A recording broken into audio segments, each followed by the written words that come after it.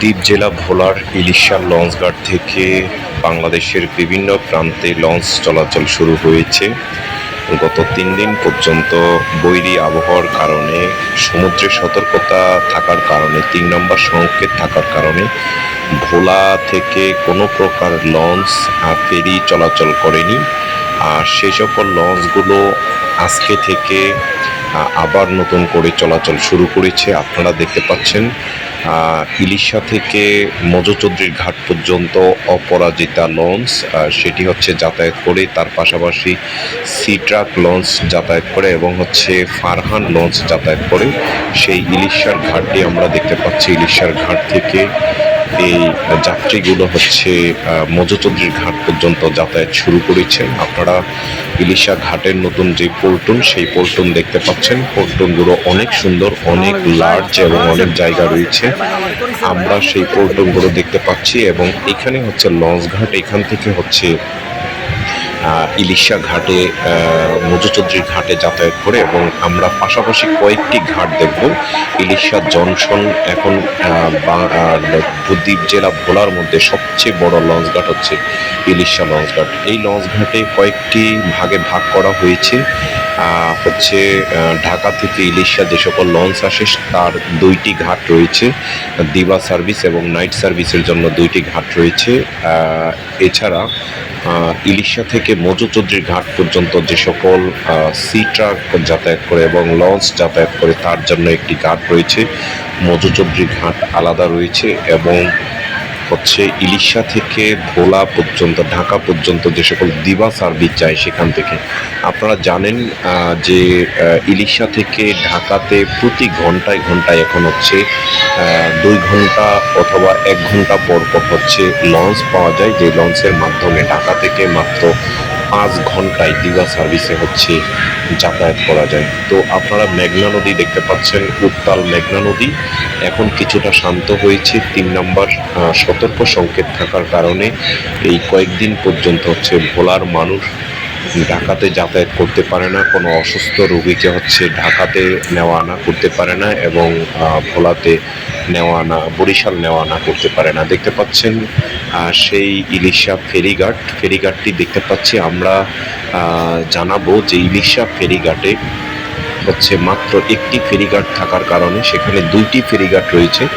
তবে আরেকটি ফেরিঘাট থাকলে হয়তো ইলিশাতে হচ্ছে যেই দিবা সার্ভিস, যেটি কার্নিভাল ক্রুজ এবং কার্নিভাল ওয়েব, তারা সুন্দর মতো হচ্ছে মালামাল নেওয়া আনা করতে পারবে এবং সাথে গাড়ি নেওয়া আনা করতে পারবে। আমরা দেখেছি অনেক সময় হচ্ছে কার্নিভাল ক্রুজ ইলিশা ঘাটে গিয়ে অনেকক্ষণ পর্যন্ত হচ্ছে দাঁড়িয়ে থাকে এবং অনেক সময় পরে হচ্ছে যদি লক্ষ্মীপুরের ফেরিঘাট যদি সেখানে আসে তাহলে সেই ফেরিঘাট যতক্ষণ পর্যন্ত হচ্ছে ফেরি ঘাট থেকে হচ্ছে না চলে যাবে ততক্ষণ পর্যন্ত হচ্ছে ইলিশা ঘাটে হচ্ছে এইভাবে বার্থিংয়ের জন্য তারা সময় নিতে হয়। তো ইলিশা ঘাটটি আমরা দেখেছি গত কিছুদিন ধরে হচ্ছে প্রচুর বৃষ্টি ছিল, বৈরী আবহাওয়ার কারণে সেখানে প্রচুর পানি ছিল এবং সেখানে অনেক দোকানপাট ভেঙে গিয়েছে, আমরা সেগুলো দেখতে পাচ্ছি। তো পর্যটক আপনারা যারা আমাদের ভোলা ট্যুর 24.com এবং ট্রাভেল পোস্ট 24.com এই 2টি পর্যটন অনলাইনের সাথে রয়েছেন, আপনারা আমাদের পেজে লাইক, শেয়ার, কমেন্টস করবেন, ইউটিউবে সাবস্ক্রাইব করবেন। আমরা আপনাদের বিভিন্ন সময়ে নিত্য নতুন এভাবে ভিডিও দিয়ে থাকি। আমাদের ভিডিওর মাধ্যমে আপনারা কিছুটা হলেও আপনারা অনেকটা তথ্য পেয়ে থাকেন এবং আমরা চেষ্টা করি সব সময় হচ্ছে ভোলার ভালো কিছু হোক। আমাদের স্লোগান হচ্ছে দ্য ডিসকভারি অফ ভোলা, ভোলার আবিষ্কার।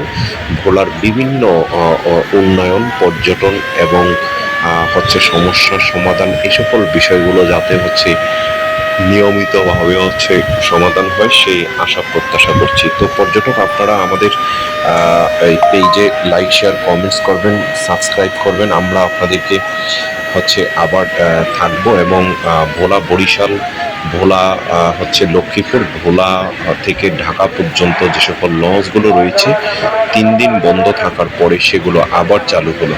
তো আমরা আপনাদেরকে এইভাবে পর্যটনের ভিডিও দিয়ে থাকি। আপনারা অপরাজিতা একটি লঞ্চ দেখতে পাচ্ছেন এবং পিছনে আমরা দোয়েল পাখি লঞ্চ দেখতে পাচ্ছি এবং কার্নিভাল ক্রুজ যে ইলিশা লঞ্চ ঘাট, সেই লঞ্চ ঘাটটি দেখতে পাচ্ছি। এই লঞ্চ ঘাটে প্রচুর যাত্রী যাতায়াত করছে। এটি অপরাজিতা লঞ্চের কেবিনের পাশের অংশ। আমরা সেই ইলিশা যে লঞ্চঘাট থেকে ঢাকার উদ্দেশ্যে যে সকল লঞ্চ চলে যাচ্ছে দিবা সার্ভিস, সেগুলো দেখতে পাচ্ছি। পিছনের লঞ্চটি ফারহান 9, তারা ঢাকার উদ্দেশ্যে চলে যাচ্ছে। তো এইভাবেই ভোলার মানুষ এখন আর রাতের কথা চিন্তা করতে পারে না। তারা দিন রাত 24 ঘন্টা ভোলা থেকে যে কোনো স্থলে যেতে পারে এবং পিছনে দেখতে পাচ্ছেন আরও লঞ্চ দাঁড়িয়ে রয়েছে। তো আপনারা যারা ভোলাতে পর্যটন করতে চান, ভোলার সাথে আত্মীয়তা করতে চান, সম্পর্ক করতে চান, তারা যে কোনো সময় ভোলাতে ঢাকা থেকে, লক্ষ্মীপুর থেকে অথবা বরিশাল থেকে ভোলাতে প্রবেশ করতে পারবেন। সে আশা প্রত্যাশা করে আপনারা আমাদের ভিডিও দেখবেন, লাইক শেয়ার কমেন্টস করবেন, ইউটিউবে সাবস্ক্রাইব করবেন। সে আশা প্রত্যাশা করে বিদায় নিচ্ছে মোস্তাউদ্দিন তরুণ, travelpost24.com এবং ভোলা tour24.com। ধন্যবাদ সকলকে।